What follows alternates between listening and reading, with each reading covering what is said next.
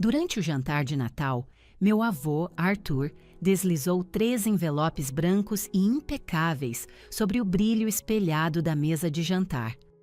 Uma pequena lembrança de fim de ano para cada um de vocês, murmurou ele, com sua voz grave e profunda. Meus pais trocaram um olhar e imediatamente explodiram em risadas educadas e ensaiadas. Minha mãe, Eleonora, revirou os olhos, com um sorriso forçado.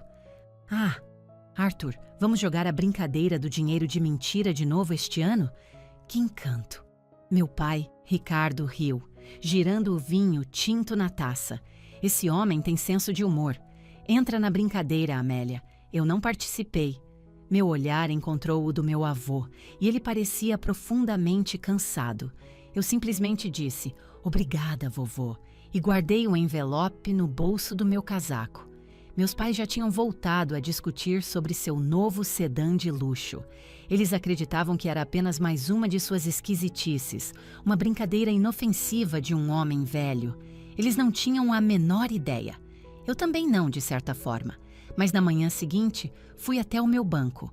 Uma estranha culpa me corroía, como se eu estivesse prestes a ser pega em um ato tolo.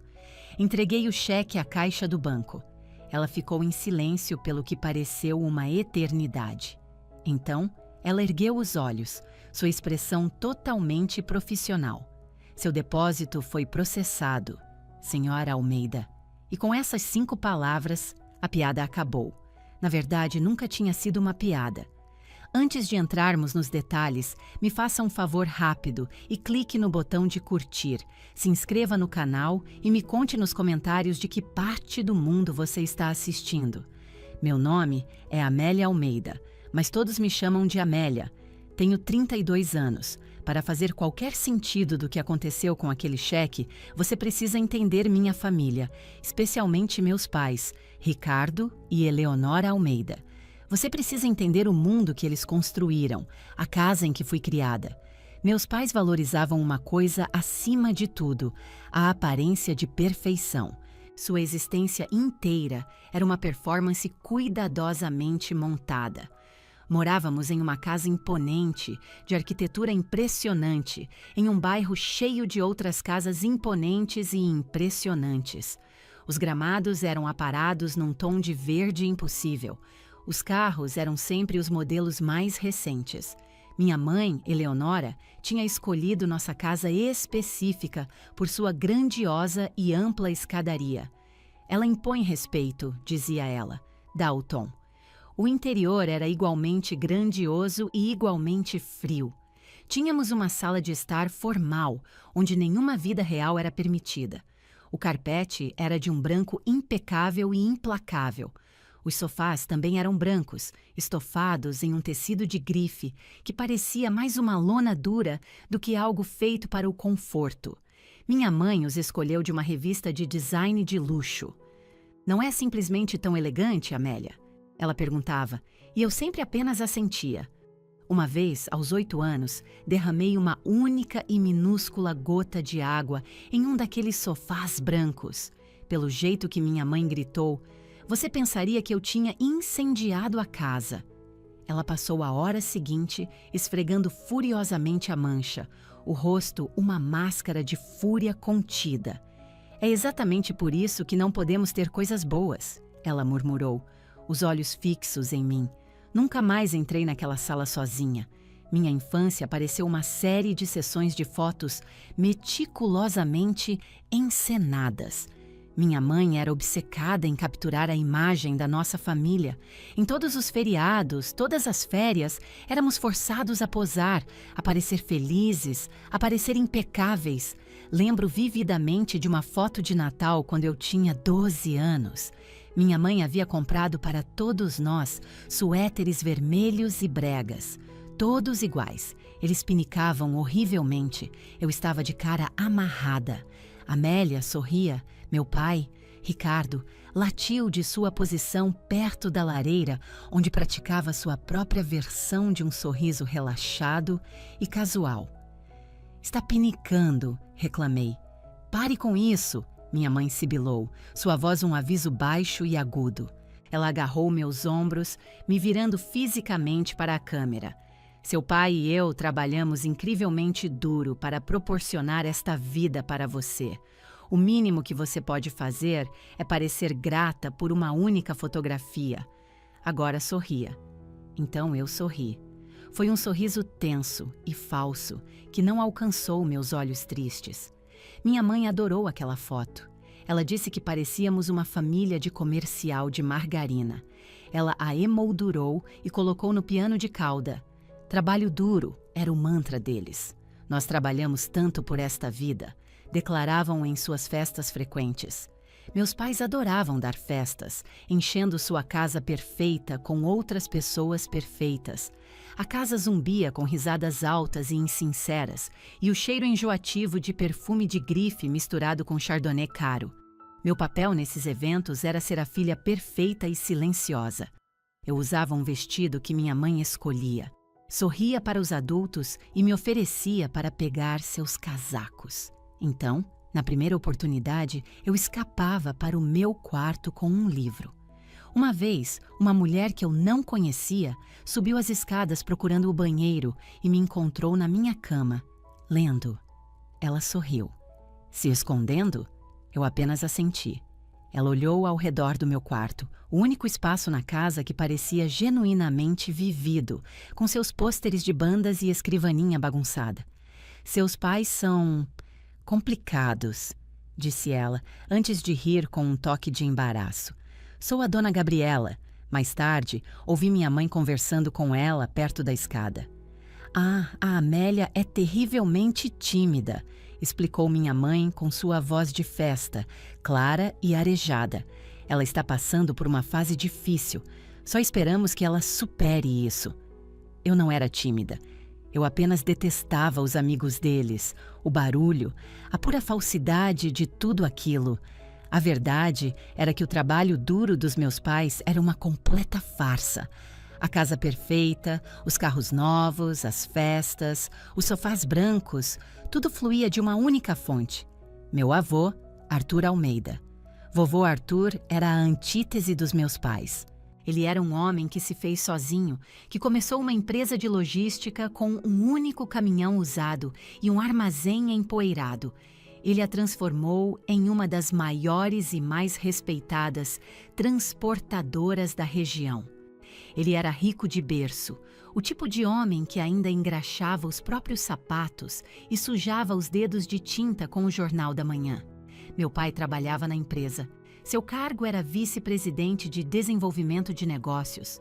Mas eu ajudei o vovô com a organização de arquivos um verão e vi os livros contábeis de verdade. O desenvolvimento do meu pai consistia principalmente em partidas de golfe e almoços extravagantes com clientes. A empresa do vovô pagava-se em hipoteca dos meus pais, pagava pelos carros deles, pagava pelos carpetes brancos impecáveis. Meus pais adoravam o dinheiro do vovô, mas sentiam uma profunda vergonha dele. Ele era autêntico demais, direto demais. Ele usava ternos que estavam uma década fora de moda e bebia seu café puro de uma garrafa térmica. Lembro-me de uma festa em que um homem se gabava para meu pai sobre sua carteira de ações. Vovô Arthur se aproximou. "Você não joga na bolsa, Arthur?" O homem perguntou com uma risada. "Não?", disse o vovô, sua voz profunda e inabalável. "Eu invisto em diesel, em aço, em gente que chega na hora para trabalhar, coisas em que se pode pôr as mãos." O homem pareceu perplexo. O rosto do meu pai ficou vermelho. Ele rapidamente desviou a conversa. Mais vinho? Alguém?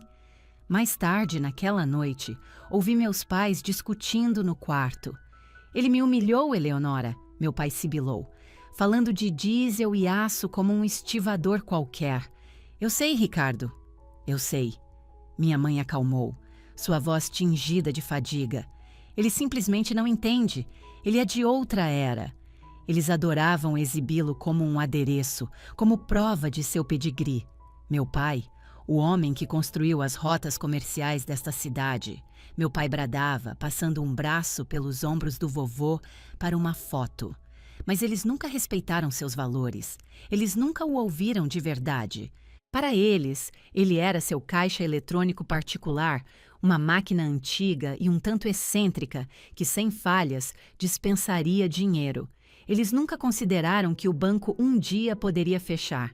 Aos olhos dos meus pais, eu era um fracasso, a maior decepção deles. Eles nunca disseram isso tão abertamente, é claro. Eram polidos demais para isso. Em vez disso, usavam linguagem codificada. A Amélia está apenas se encontrando. Ela é a criativa. Ela está desperdiçando seu potencial. Essa última era a favorita deles. Desperdiçando meu potencial. A definição de uma vida bem-sucedida dos meus pais era incrivelmente estreita. Envolvia uma casa grande no CEP deles, uma profissão de verdade como médica ou advogada, ou vice-presidente de desenvolvimento de negócios. Significava casar com alguém que também tivesse um emprego de verdade e uma casa grande. Eu não tinha nenhuma dessas coisas. Eu morava em um apartamento de um quarto em São Paulo. Era aconchegante, o assoalho rangia e a cozinha era minúscula. Meus pais detestavam. É tão compacto, disse minha mãe em sua primeira e única visita, olhando para meu sofá gasto e confortável, como se ele carregasse uma doença. E este bairro, Amélia. Você realmente se sente segura aqui? Eu adoro, mãe, eu disse a ela. E era verdade. Meu apartamento era meu. As paredes eram de um amarelo manteiga quente, cobertas com meus esboços de design e gravuras de artistas locais. Minhas estantes estavam transbordando. Era um espaço projetado para viver, não para exibir. Era bagunçado, era confortável, era real. Minha carreira era o outro grande problema. Eu era designer gráfica freelancer. Uma decoradora? Meu pai perguntou quando lhe contei pela primeira vez.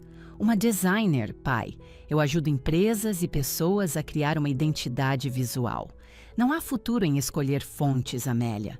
Ele zombou, balançando a cabeça. É um hobby. Você desperdiçou uma educação universitária em um hobby. Deveria ter feito faculdade de Direito. Eu quase fiz faculdade de Direito. Eles pressionaram tanto. Um diploma de Direito é tão respeitável, dizia minha mãe. Pense no potencial. Eu estava absolutamente infeliz. Lembro-me de chorar uma noite enquanto tentava estudar para o vestibular, quando o vovô Arthur ligou. Você parece péssima, disse ele bruscamente. Estou bem, vovô. Não, não está.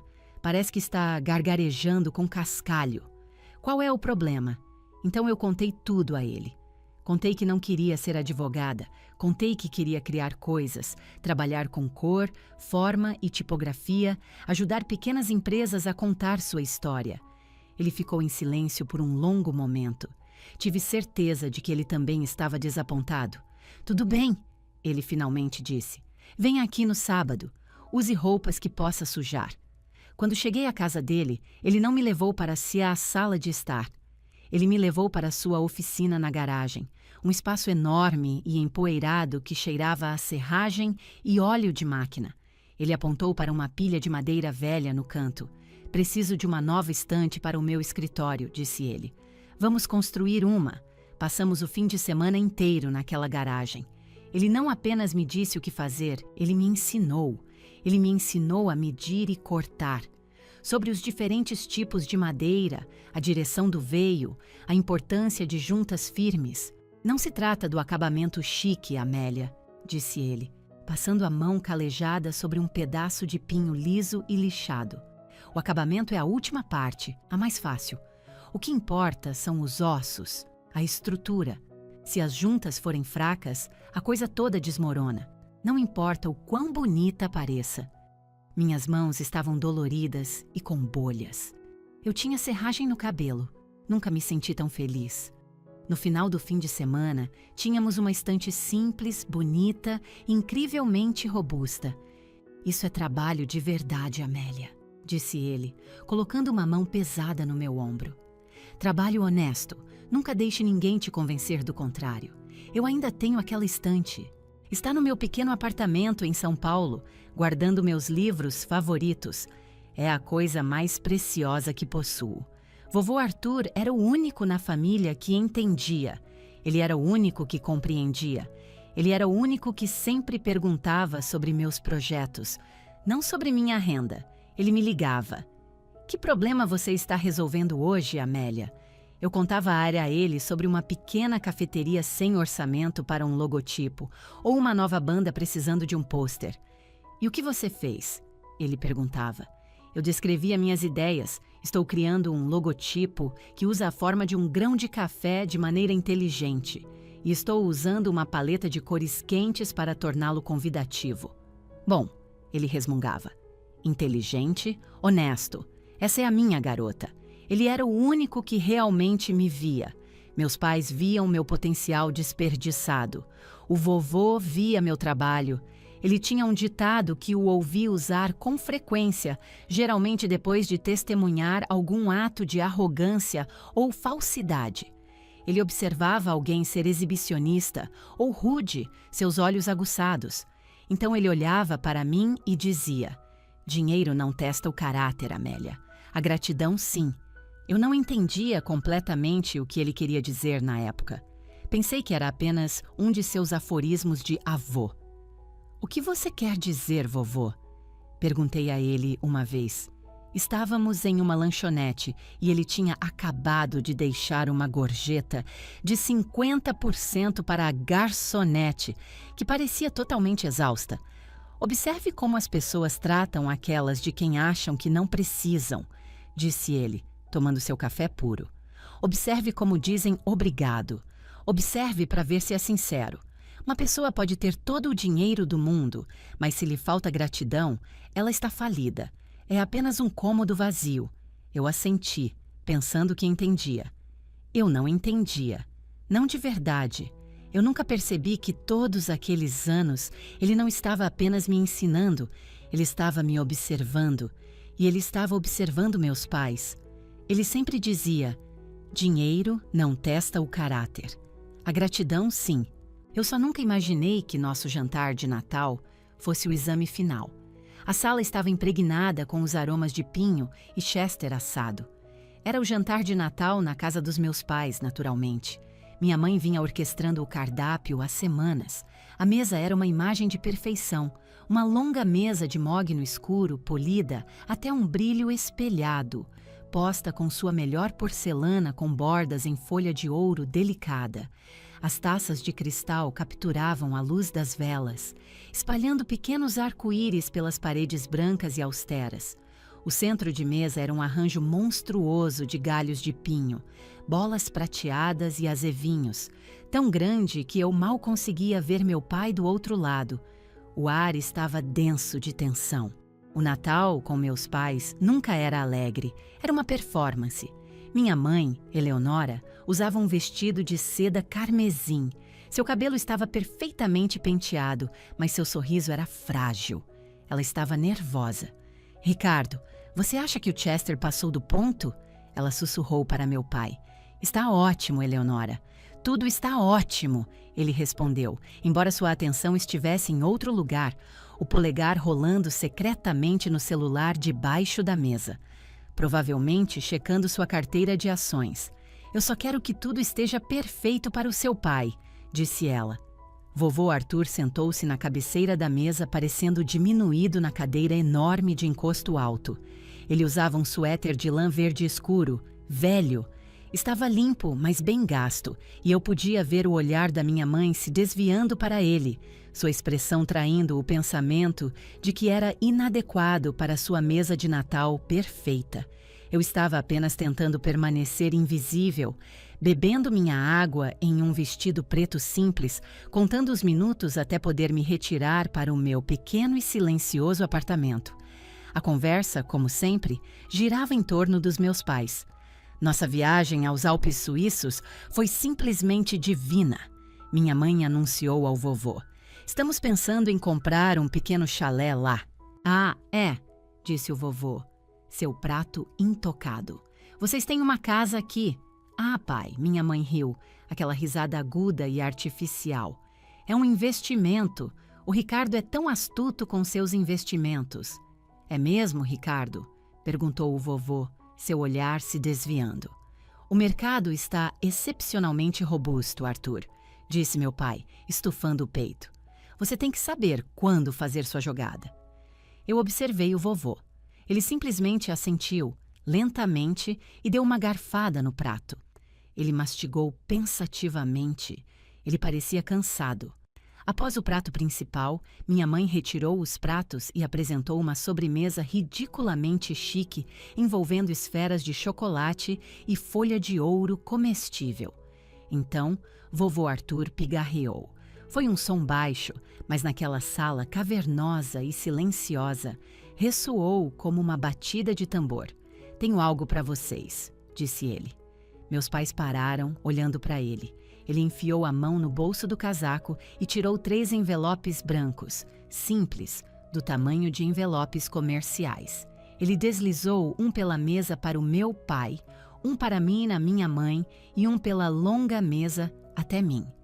Uma pequena lembrança de fim de ano para cada um de vocês. Ele disse novamente, sua voz suave. Meus pais se entreolharam e então riram. Minha mãe riu primeiro, sua risada de festa, tilintante. Ah, Arthur, disse ela pegando o envelope, mas sem abri-lo. Ainda bancando o Papai Noel, é? Que fofo! Ela se abanou com o envelope. O que é este ano? Um cheque de 1 milhão de eu te amo? Meu pai, Ricardo, riu com um sorriso de escárnio. Ele pegou seu envelope e bateu com ele na mesa. Esse homem tem senso de humor, disse ele, olhando para mim. Entra na brincadeira, Amélia. Ele se diverte com isso. Ele também não abriu o dele, apenas o colocou ao lado de sua taça de vinho como se fosse um porta-copos. Eu não ri. Olhei para o vovô e ele estava olhando para mim. Seus olhos. Nunca esquecerei seus olhos naquele momento. Eles não brilhavam com a alegria do feriado. Estavam tristes. Uma tristeza profunda e profunda. Ele parecia totalmente esgotado. Ele observou minha mãe zombar de seu presente. Ele observou meu pai dispensá-lo. Então seu olhar encontrou o meu. Peguei meu envelope. Obrigada, vovô, eu disse, minha voz mal um sussurro. Ele manteve meu olhar e deu um pequeno, quase imperceptível aceno de cabeça. E pouco antes de desviar o olhar, ele disse algo tão baixo que meus pais, já retomando sua conversa, não ouviram. Guarde com cuidado. Meu coração deu um solavanco estranho e apertado. Guarde com cuidado. O que isso significava?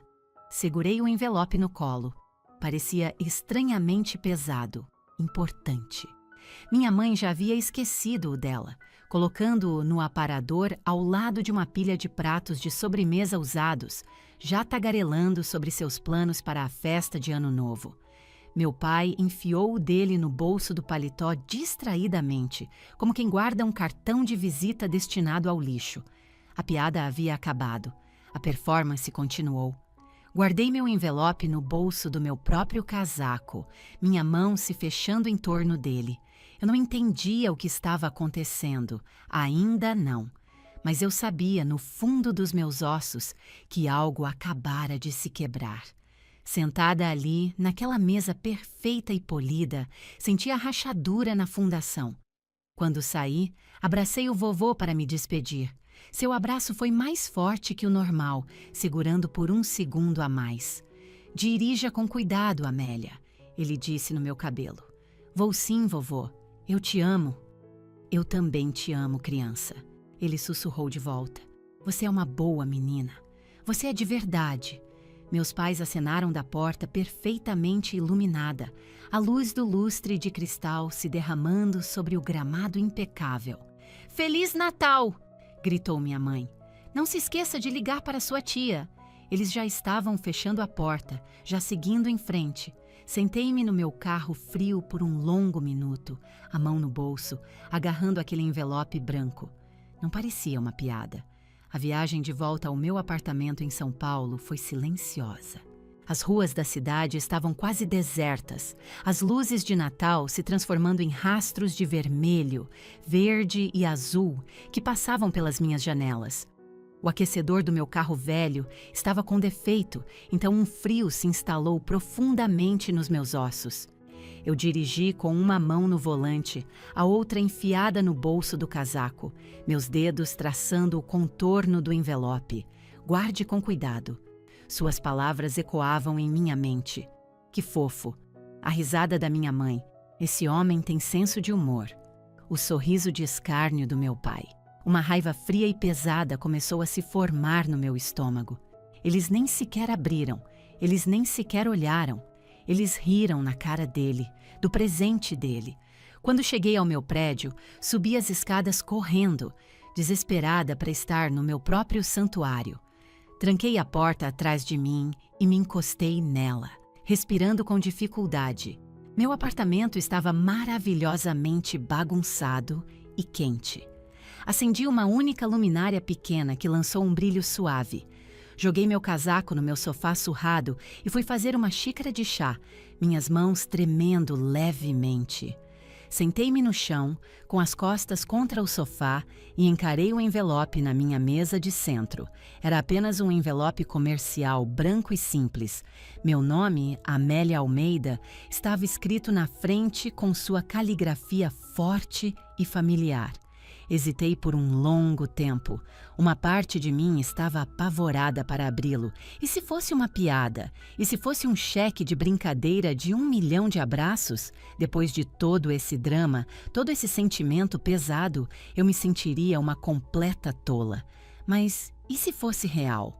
Peguei-o, deslizando meu dedo cuidadosamente sob a aba, não querendo rasgá-lo. Puxei o único papel dobrado de dentro. Era um cheque. Um cheque administrativo real do banco pessoal dele. Meus olhos saltaram para a linha PAG, a ordem de Amélia Almeida. Então, meu olhar desceu para a pequena caixa onde os números estavam escritos. Minha respiração ficou presa na garganta. 150 mil. Um traço 5-0 com 3 zeros. 150 mil reais. Eu li de novo e de novo. A assinatura no final era a dele, Arthur Almeida. Era real. Fiquei sentada ali no chão, no meu apartamento minúsculo, e encarei. Meu peito parecia apertado, constrito. Acho que eu deveria estar exultante, pulando de alegria. Estou rica, certo? Mas não senti nada disso. Senti um peso incrível e esmagador. Isso não era um presente, era uma declaração, era um teste. E meus pais haviam falhado espetacularmente. Ele lhes dera o mesmo envelope, a mesma oportunidade, e eles riram. Eles o jogaram no aparador com os pratos sujos. Ele sabia. Ele devia saber que eles fariam isso. E ele deu um para mim também. E eu disse, obrigada. Isso não era um teste para mim, era um teste para eles. Ele estava apenas me mostrando os resultados. Uma onda súbita e quente de respeito pelo meu avô me invadiu, tão forte que quase doeu. Ele era mais esperto que todos eles juntos. Ele era mais forte. E senti uma tristeza profunda e arrepiante por meus pais. Eles eram tão cegos, tão perdidos em seu mundo de carpetes brancos e potencial, que não conseguiam reconhecer algo real quando era colocado diretamente em suas mãos. Eu não sabia o que fazer com o cheque. Depositá-lo parecia errado. Parecia que era sobre o dinheiro. E isso não era sobre dinheiro. Era sobre algo muito maior. Levantei-me e fui até minha escrivaninha. Na minha escrivaninha há uma pequena caixa de madeira escura com uma tampa lisa. Ela guarda os projetos da estante que desenhei com o vovô em sua oficina. Guardo meus verdadeiros tesouros nela. Abri a tampa e o cheiro de cedro e papel velho encheu o ar. Dentro não há muito. Uma foto dele e de mim, cobertos de serragem, sorrindo para a câmera. Uma carta da minha melhor amiga Maia que diz: "Você é corajosa." Uma pequena flor prensada do primeiro buquê que um cliente feliz me enviou. Coisas que importavam. Peguei o cheque, dobrei-o uma vez e o coloquei dentro da caixa, bem em cima da foto. Fechei a tampa. Pareceu certo. Estava seguro. Estava onde pertencia. Era um símbolo de respeito. Era a prova de que ele me via. Não dormi nada naquela noite. Minha mente estava a mil. O que eu deveria fazer?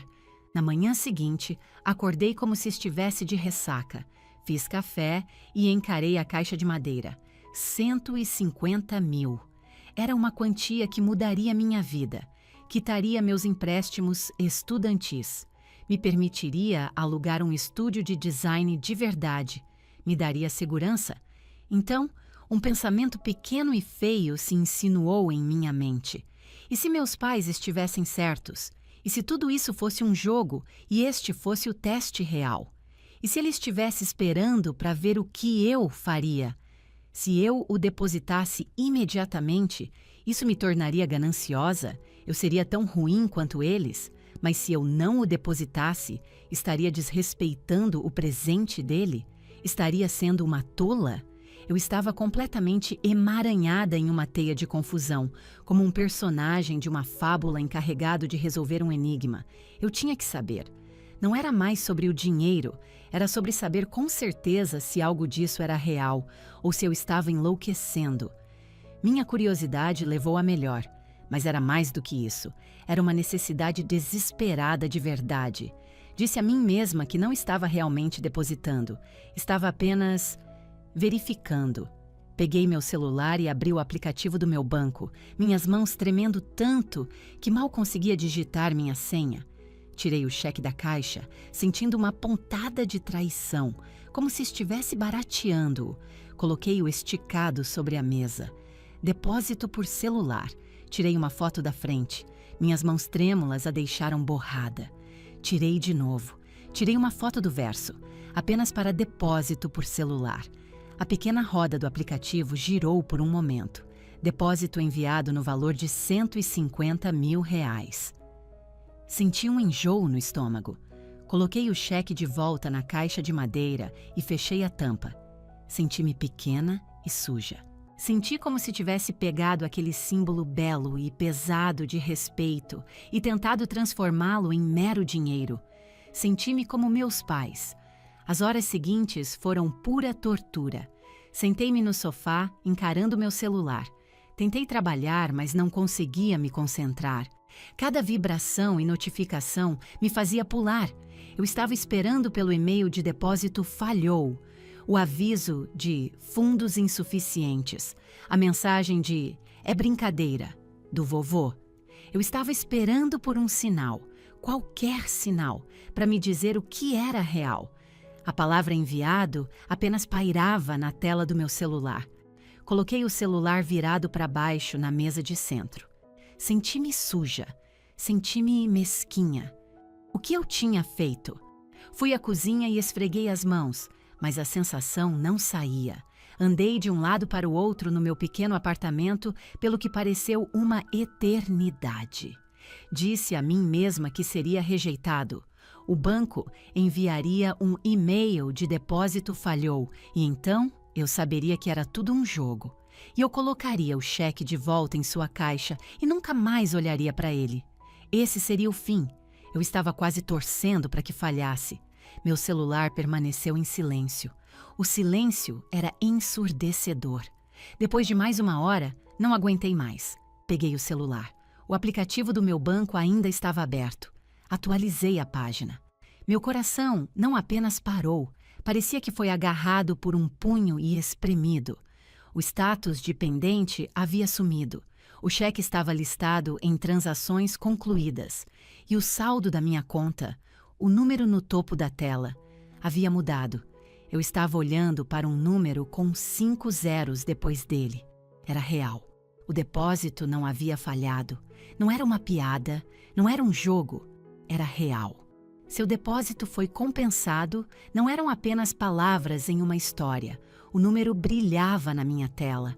Eram apenas dígitos em um visor, mas parecia que uma montanha havia se materializado na minha sala de estar. Minhas mãos tremeram tão violentamente que deixei o celular cair no sofá. Era real. Sentei-me com força, colocando a cabeça entre as mãos. Eu não estava feliz, estava apavorada. Porque se o meu cheque era real, significava que os cheques deles também eram reais. E eles tinham rido. Eles os deixaram na mesa como lixo. Oh, Deus, eu não tinha ideia do que fazer. Deveria ligar para eles?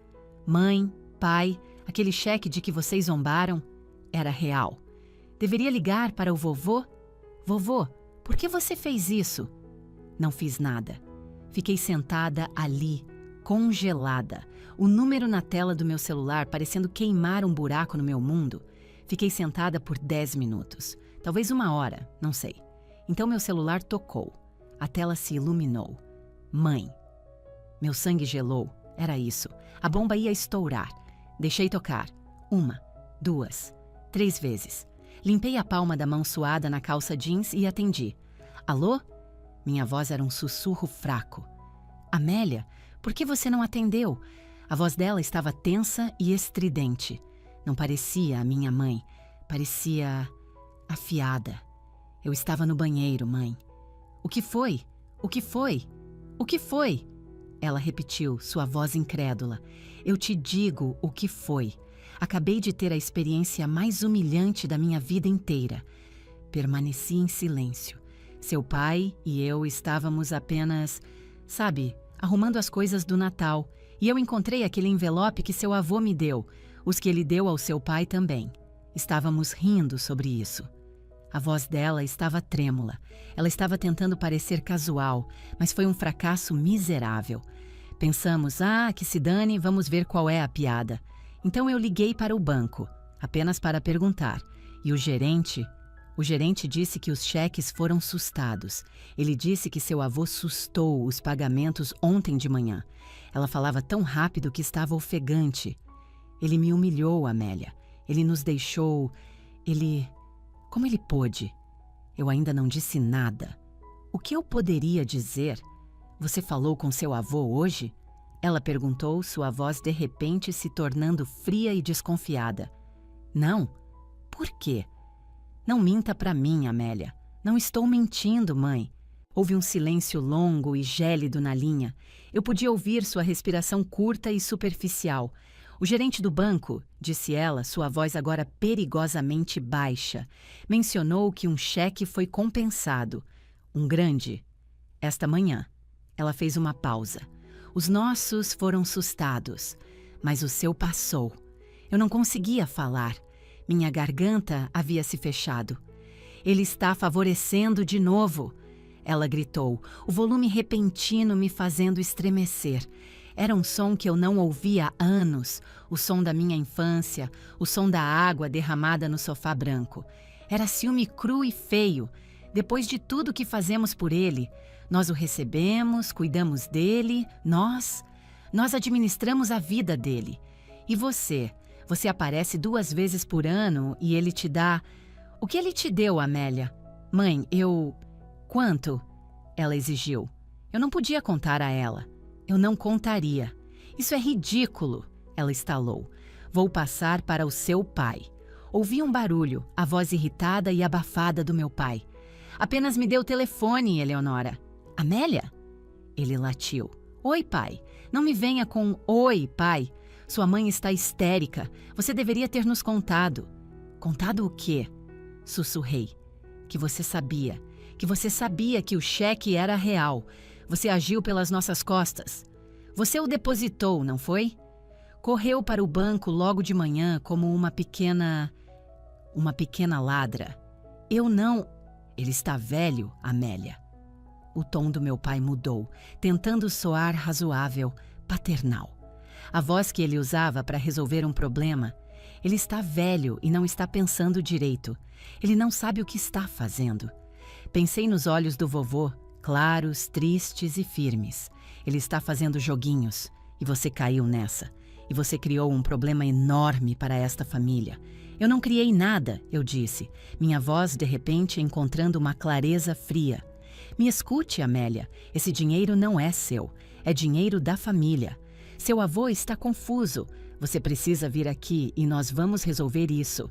Nós vamos colocar o dinheiro em uma conta conjunta. Nós vamos administrá-lo para você. É a única coisa justa a se fazer. Você não entende de finanças. Você vai apenas desperdiçá-lo com seu hobby. Não é um hobby, eu disse. Isso não está em debate, ele gritou. Você colocou esta família em uma posição terrível. Você deveria ter nos contado. Vocês riram dele, eu disse, as palavras finalmente se libertando. Vocês nem abriram. Vocês chamaram de piada. Um silêncio longo e terrível se estendeu pela linha. Eu havia dito a única verdade que eles não podiam contestar. A voz do meu pai, quando voltou, era plana e fria. Mais fria do que eu já tinha ouvido. Ele é um velho senil, Amélia. E você é uma garota muito, muito tola. Ele desligou.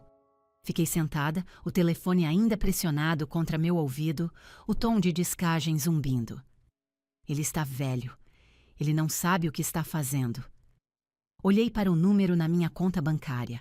Olhei para a caixa de madeira na minha escrivaninha, aquela que continha os projetos que eu havia desenhado com ele. Dinheiro não testa o caráter. A gratidão, sim. Meus pais estavam errados. Eu soube com uma clareza súbita e terrível que meu avô sabia exatamente o que estava fazendo. Os 2 dias seguintes foram os mais longos da minha vida. Eu me sentia um fantasma no meu próprio apartamento. Não atendi meu telefone, não chequei meu e-mail. Meus pais ligaram de novo, e de novo, e de novo. Os nomes deles piscavam na tela: mãe, pai. E eu apenas observava meu estômago se contorcer em um nó até a chamada ir para a caixa postal. Eles deixaram mensagens. As da minha mãe foram as primeiras, chorosas e suplicantes. Amélia, querida, por favor, me ligue. Estamos apenas preocupados com você. Seu pai estava chateado, ele não quis dizer aquelas coisas. Nós só queremos conversar. Isso tudo é um mal-entendido. As do meu pai eram diferentes, eram ríspidas e furiosas. Amélia, pare com esse comportamento infantil. Me ligue, agora. Então as mensagens de texto começaram. Sabemos que você está aí. Isso é irresponsável. Você está destruindo esta família. Eu era a única que estava destruindo a família. Não a ganância deles, não a zombaria deles. Eu. Desliguei meu celular. O silêncio foi um alívio, mas também foi pior. Os R$ 150 mil estavam na minha conta corrente como uma bomba não detonada. Eu tinha medo de tocá-los, medo até de olhá-los. Comprei mantimentos com meu cartão de crédito porque não queria usar o dinheiro. Não parecia meu, parecia uma evidência em um julgamento. Eu não conseguia trabalhar. Sentei-me na minha mesa de design e encarei uma tela em branco, minhas mãos ainda tremendo. As cores todas pareciam erradas. Tudo parecia cinza. Eu estava sozinha. Eu estava rica, suponho. E nunca me senti tão sozinha na minha vida. No segundo dia, não aguentei mais. Liguei meu celular de volta, ignorando a dúzia de novas notificações dos meus pais. Liguei para a única pessoa que eu podia. Maia! Amélia! Meu Deus, você está viva! Eu estava prestes a registrar um boletim de ocorrência de pessoa desaparecida. Maia Santos, minha melhor amiga desde a faculdade. Ela era meu oposto polar, barulhenta, hilária e totalmente destemida.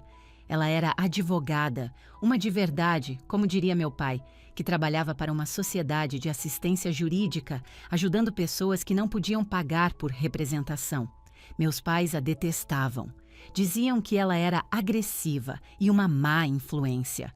Eu não estou bem, Maia, sussurrei, sentindo as lágrimas que eu estava segurando finalmente começarem a brotar. Onde você está? Estou indo aí. Não, eu preciso sair daqui. Posso te encontrar? Nos encontramos na nossa lanchonete favorita, um lugar antigo que cheirava a café e bacon. Encolhi-me em um box no fundo, com as mãos em volta de uma caneca de chá quente. Maia sentou-se à minha frente, seus olhos aguçados e inteligentes, examinando meu rosto. Ok, disse ela, toda profissional. Você parece que passou por uma guerra, desembucha. Então eu contei tudo. O jantar, as risadas, o cheque de mentira. O desdém dos meus pais, os olhos tristes do meu avô. Suas palavras silenciosas. Guarde com cuidado. Maia apenas ouviu, sua expressão ficando cada vez mais tensa. Então contei a ela sobre a manhã seguinte. O depósito, o número. Os olhos de Maia se arregalaram. 150 mil, Amélia? Shh, eu disse olhando ao redor. Caramba! Ela sussurrou. Então contei a ela sobre as ligações. a experiência humilhante da minha mãe, os cheques sustados, a garota tola do meu pai. Quando terminei, eu estava chorando, lágrimas silenciosas e exaustas rolando pelo meu rosto. Maia ficou em silêncio, olhando para sua xícara de café. Maia? Ela ergueu os olhos e seu rosto não estava triste. Estava furioso. Maia, não. Eu vou matá-los, disse ela, sua voz um rosnado baixo. Eu vou. Sou advogada. Posso encontrar uma maneira de fazer parecer um acidente. Você está destruindo essa família? Eles não são uma família, Amélia. São uma corporação e você acabou de bagunçar o faturamento anual deles. Não tem graça, Maia. Não estou rindo, disse ela, sua voz suavizando um pouco. Estou incandescente de raiva. Eles te trataram assim a vida inteira, como se você fosse a quebrada, a esquisita, só porque você tem integridade. E agora seu avô finalmente os confronta. Ele finalmente te mostra o que você vale e eles te chamam de ladra por ser grata? Eu não sei o que fazer, sussurrei. Estou com tanto medo. Medo de quê? Deles? Amélia, eles não podem fazer nada. É o seu nome no cheque. Está na sua conta. É o seu dinheiro. Fim de jogo. Não é sobre o dinheiro, eu disse, um pouco alto demais. É ele. É o vovô. O que eu acabei de fazer? Eu o coloquei em apuros? Ele está bem? E se meu pai estiver certo? E se ele não estiver bem? O rosto de Maia suavizou completamente. Ela estendeu a mão pela mesa e pegou a minha. Sua mão era quente e forte. Amélia, olhe para mim. Seu avô é um gênio. Ele é a pessoa mais inteligente de toda essa saga. Ele não está velho e confuso. Ele é estratégico. Ele sabia exatamente o que eles fariam. Ele os observa há anos. Ele te observa. Isso não foi um presente de dinheiro, Amélia. Foi um presente de verdade. Respirei fundo, trêmula. Então, o que eu faço agora? Nada, disse ela com firmeza. Você vive sua vida. Você quita seus empréstimos. Você aluga aquele estúdio com que tem sonhado. Você usa o dinheiro. Esse é o maior obrigado que você poderia dar a ele. E você bloqueia os números dos seus pais. Não posso fazer isso. Ok, tudo bem, ela suspirou. Passos de bebê. Apenas espere. Espere pelo próximo movimento deles. Dirigi para casa me sentindo... não melhor, exatamente, mas mais forte. Maia havia injetado um pouco de aço na minha espinha. Ele é um gênio. Foi um presente de verdade. Cheguei ao meu prédio e verifiquei minha caixa de correio no piloto automático. E lá estava. Não um envelope comercial. Este era feito de cartolina grossa, pesada, de cor creme. Meu nome, Amélia, estava escrito na frente com a caligrafia do meu avô. Aquela caligrafia forte, clara e antiquada. Meu coração saltou de volta para a garganta. Era isso. Subi, minhas chaves tremendo na mão. Sentei-me no sofá e o abri. Não havia carta, nem explicação. Apenas um único cartão, tão grosso quanto o envelope. Estava impresso, não escrito à mão. Jantar, sábado, 19 horas. Embaixo estava o endereço da casa dele. Não da casa dos meus pais, da dele. Era só isso. Meu sangue gelou. Este era o próximo movimento. Este era o confronto final. Liguei para a Maia. Ele me convidou para jantar, eu disse. Sábado. Ok, disse ela, sua voz cautelosa. Só você? Acho que sim. Só tem a hora e o lugar. Então, o que você acha? Maia perguntou, seu tom de advogada voltando. Você acha que ele vai confrontá-los? Ele vai tê-los lá? Isso é uma emboscada? Olhei para o cartão simples e elegante. Jantar. Sábado. 19 horas. Pensei nos cheques sustados. Pensei nos 150 mil reais na minha conta bancária. Pensei nas décadas de observação, escuta e testes. Uma certeza calma, fria e triste se instalou sobre mim. Não, Maia, eu disse baixinho, olhando para o cartão. Não acho que ele vá confrontá-los. Então o quê? Acho que ele já confrontou, eu disse. Acho que o teste acabou. Isso é ele, anunciando os resultados. A viagem para a casa do meu avô no sábado à noite foi a mais solitária que já fiz. Meu carrinho parecia inadequado nas estradas largas e escuras de seu bairro. Meus pais moravam em um condomínio fechado chamativo, de novos ricos. O vovô morava na parte antiga, estabelecida e rica da cidade. A casa dele não era uma caixa moderna de vidro e estuque branco como a dos meus pais.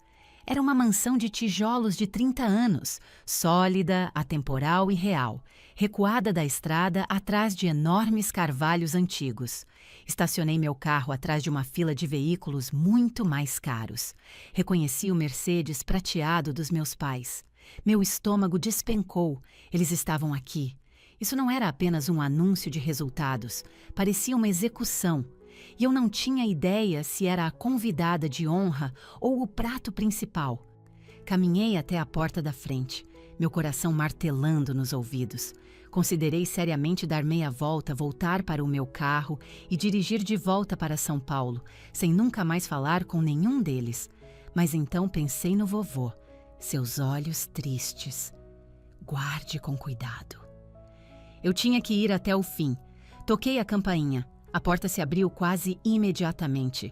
Não era o vovô, era sua governanta, Maria, que trabalhava para ele desde que eu me entendia por gente. Ela me deu um sorriso caloroso e genuíno. Amélia, ele está esperando por você no escritório. Meus pais estão aqui? Sussurrei. O sorriso de Maria desapareceu. Eles estão na sala de jantar, disse ela, e seu tom me disse tudo o que eu precisava saber. Ela me conduziu pelo corredor. A casa dos meus pais era toda de paredes brancas e luzes fortes e brilhantes. A casa do vovô era quente, as paredes forradas de estantes, os pisos de madeira escura cobertos por belos tapetes antigos. Cheirava a livros velhos, cera de madeira e o aroma fraco e doce de seu cachimbo. Cheirava a um verdadeiro lar. Ela abriu as portas de seu escritório. Vovô Arthur estava sentado atrás de sua enorme mesa de madeira escura. Ele não estava trabalhando, estava apenas sentado ali, com as mãos cruzadas, esperando. "Olá, Amélia", disse ele com a voz calma.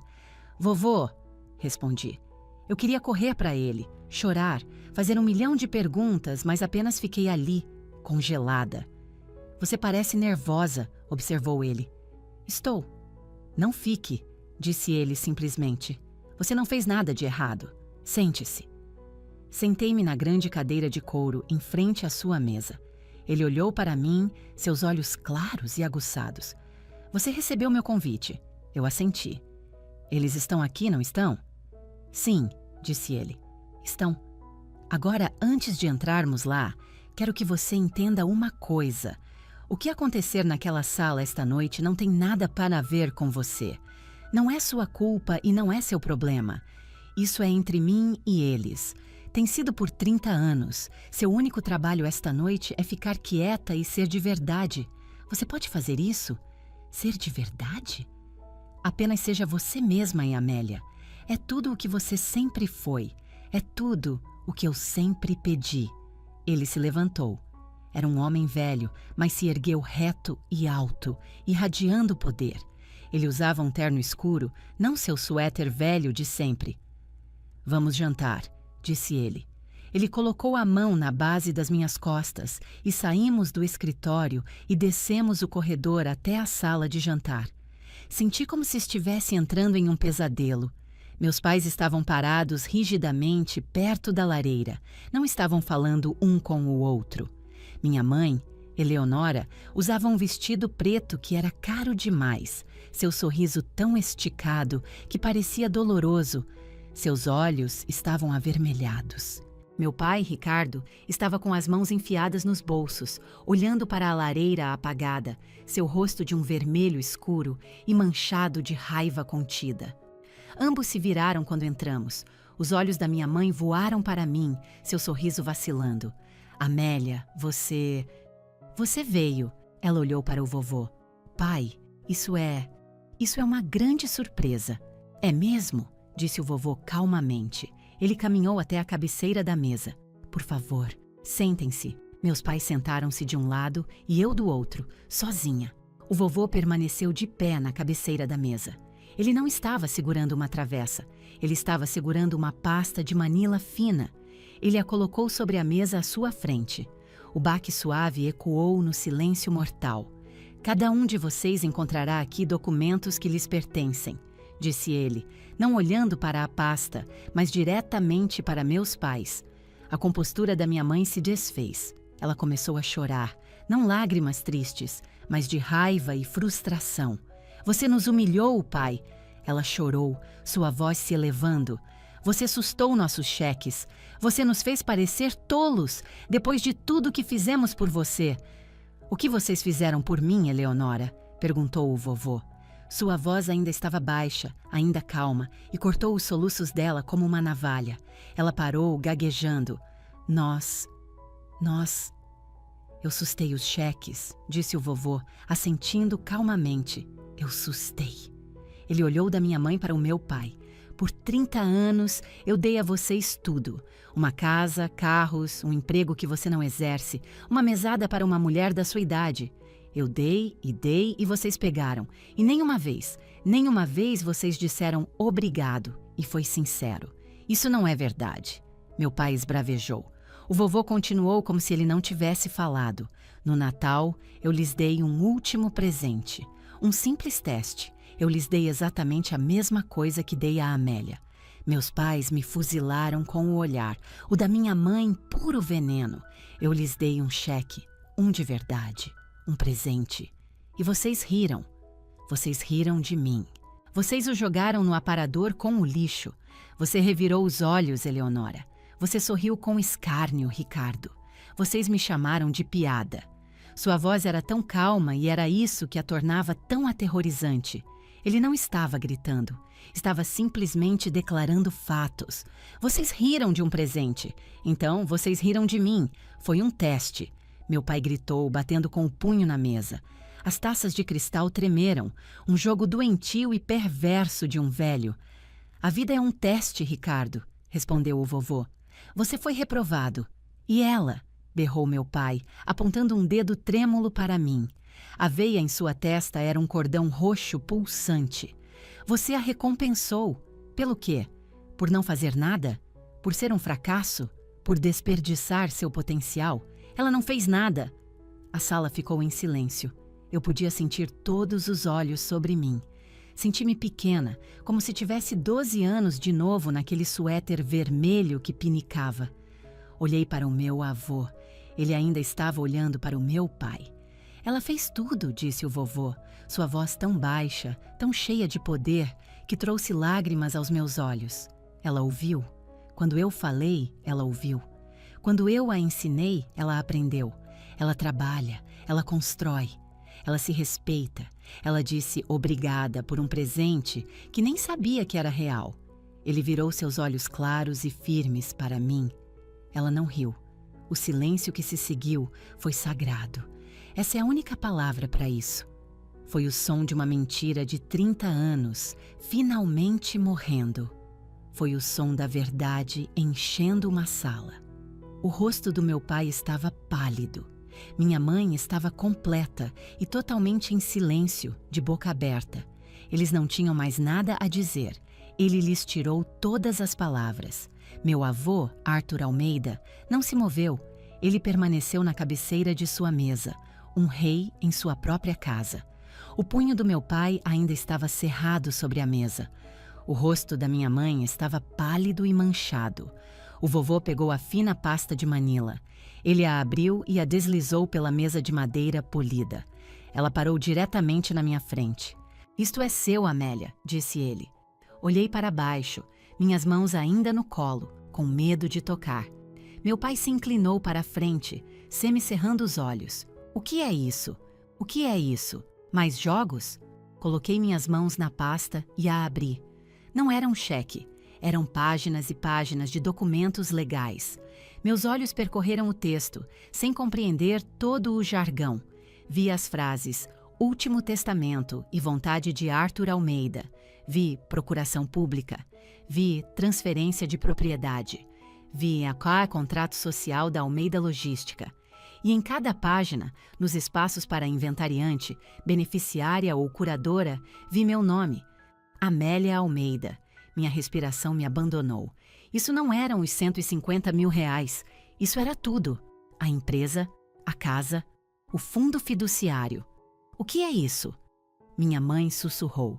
Ela parecia doente. O que é isso, Amélia? Ela perguntou novamente, sua voz subindo com histeria. Eu não conseguia falar. Apenas olhei para o meu avô. É o meu patrimônio, Eleonora, disse o vovô calmamente. É o meu legado. Você não pode fazer isso, gaguejou minha mãe. Não pode, Ricardo. Ricardo é seu filho. Ele é o vice-presidente. É dele. Ricardo tem um título, disse o vovô uniformemente. Ele não tem o cargo. Ele nunca exerceu o cargo. Ele tem um salário que eu paguei. Você não pode fazer isso. Meu pai rugiu, levantando-se tão violentamente que sua cadeira arranhou o chão de madeira. Eu sou seu filho. Ela é uma criança. Ela não sabe de nada. Ela sabe como trabalhar, disse o vovô.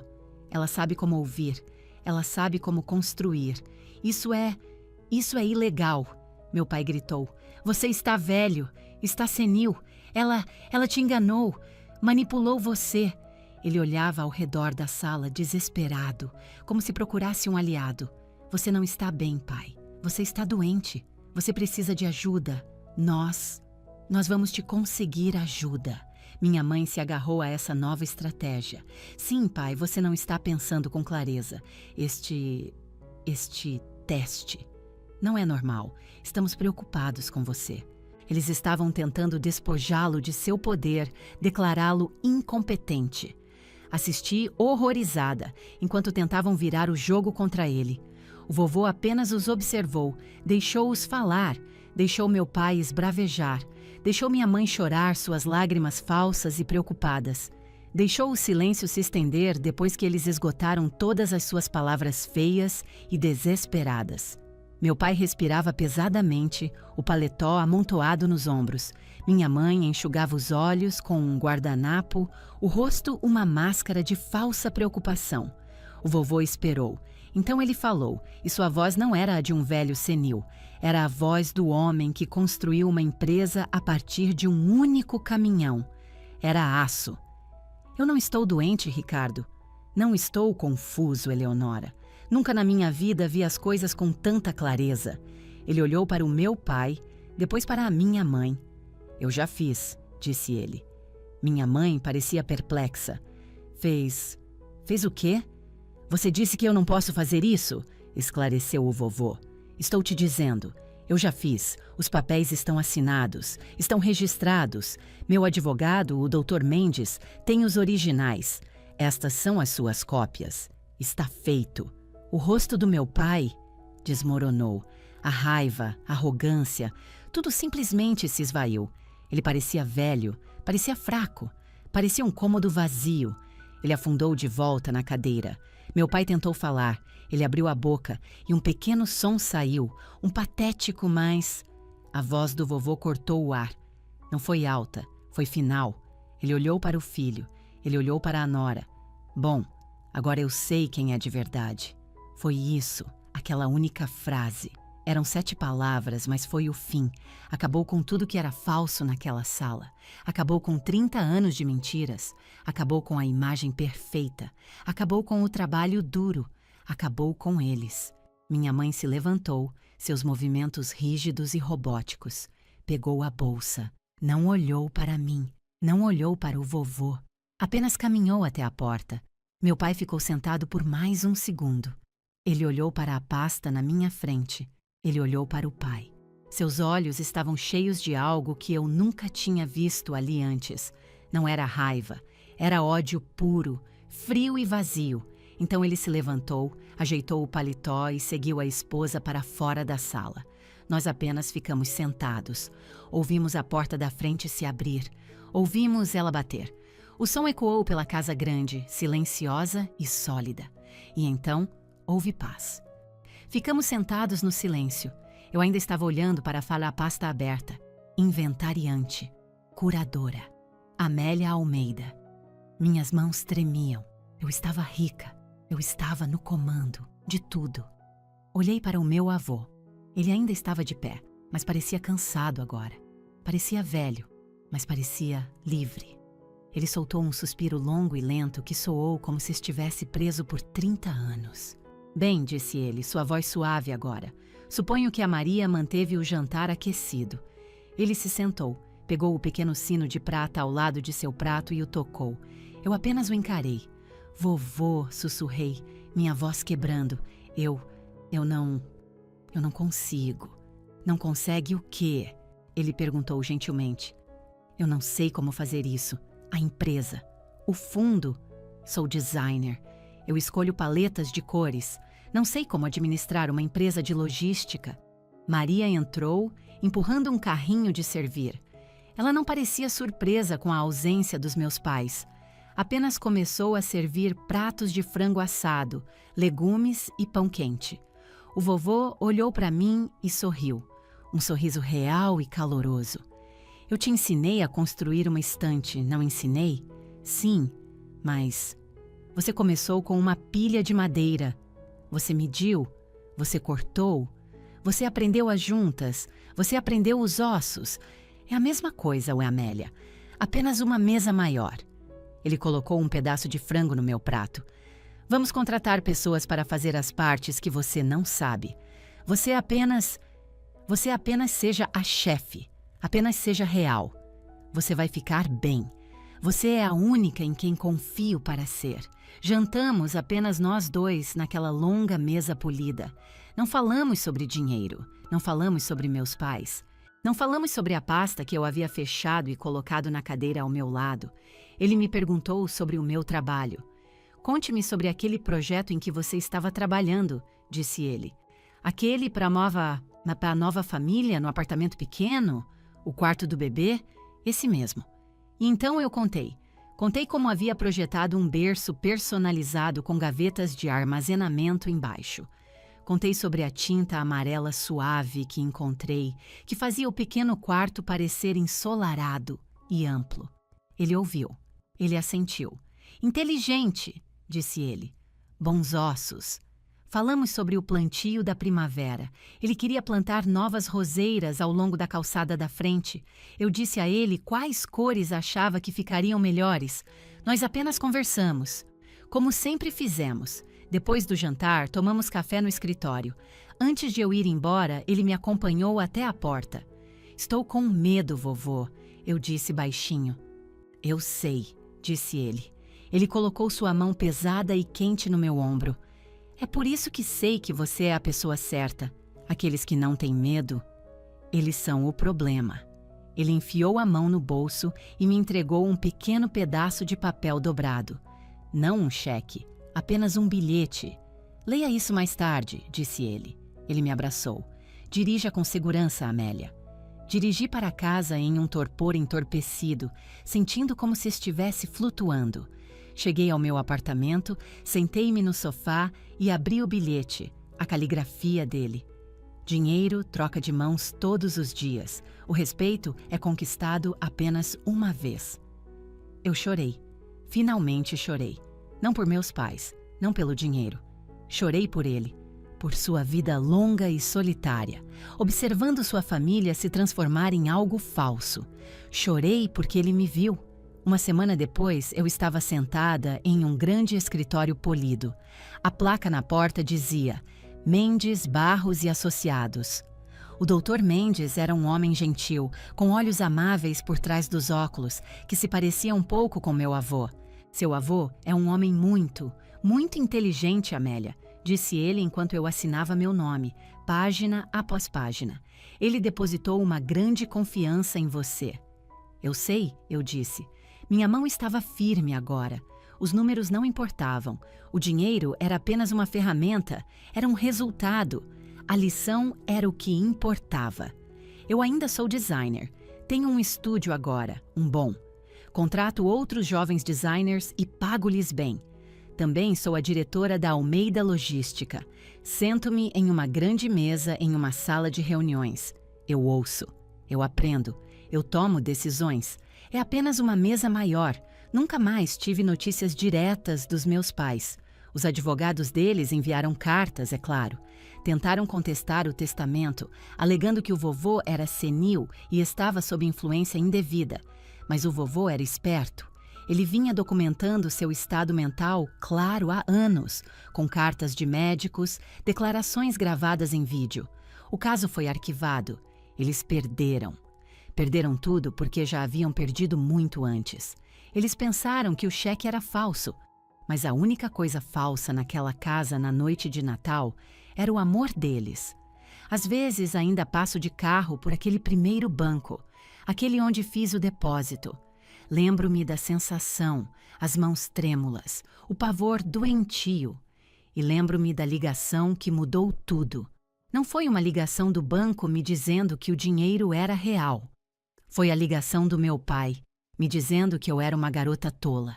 Aquele foi o momento em que soube que ele estava errado, o momento em que soube que meu avô estava certo, o momento em que finalmente entendi meu próprio valor e que a decência silenciosa, simples e real valia mais do que qualquer quantia em dinheiro.